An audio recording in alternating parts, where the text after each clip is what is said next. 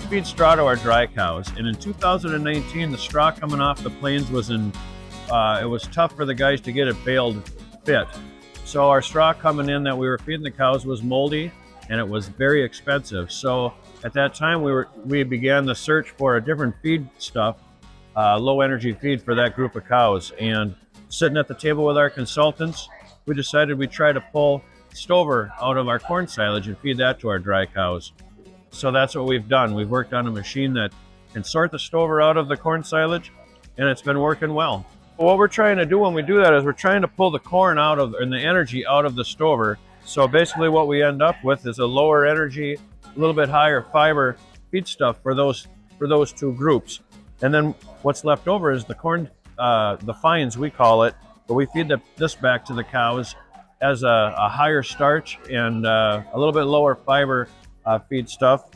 Some of the things that we've found is, well, by feeding this to the dry cows, this is in Wisconsin, our least cost ingredient. This is about $70 a ton, whereas in our area, straw or grass hay is about twice that. So we have this system has a large feed savings in our area.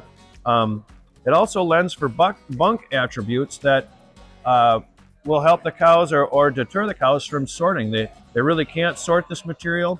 The grains and the minerals that you put with it, every mouthful is the same from the beginning of the day to the end of the day. When we clean up, this material looks like it did when we fed it. The economics in the States are pretty sound. We're saving about $150 per head per day, or per head per year in feed cost, and we're earning another $150 per cow per year in the milk bump that we get. So combined, we've got a $300 net swing in income. So the machine's kind of designed to work in the background. We'll fill the machine and then we'll go about our mixing, and we'll mix and we'll deliver some feed, and then we'll come back. And as the hopper empties out, we'll just fill it again. This one's designed to be, you have to fill it at least once every 45 minutes. That's what the capacity of the hopper is. Okay. Just throughout the mixing time, we just keep it full and we pull away from it. So we switched how we do things on our feed bunk. Now that we have this machine stationary set, we started gathering all the different ingredients into one feed center, step by step. So when we start our day, we'll face the piles and we'll bring all the feed that we're going to use for the day and set it next to the machine. And then as we're mixing feed, everything will be there already. So at that point of the day when we're mixing feed, all the ingredients are close. The machine can purr along and do its job. The reason why I believe, and we're going to be doing some research coming up here to find out why our feed efficiencies are so high, but I think some of the things that lend into it are the fact that the corn silage is sized more uniform and smaller. So I think that lends into it. The fact that this ration is sized differently. A lot more of the material is on the middle screen of the shaker box and less on the bottom and less on the top as well.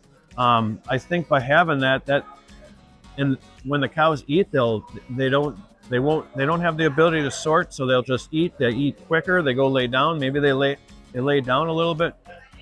You know, there's more laying time that's involved. I know it helps combat stocking density if your barns have quite a few cows. The one thing that we do enjoy about this system is the fact that with that efficiency, we're feeding our cows for $7.28 a day, and we're getting about 105 pounds of energy corrected milk out of it. So we have a high forage, low cost, high output system.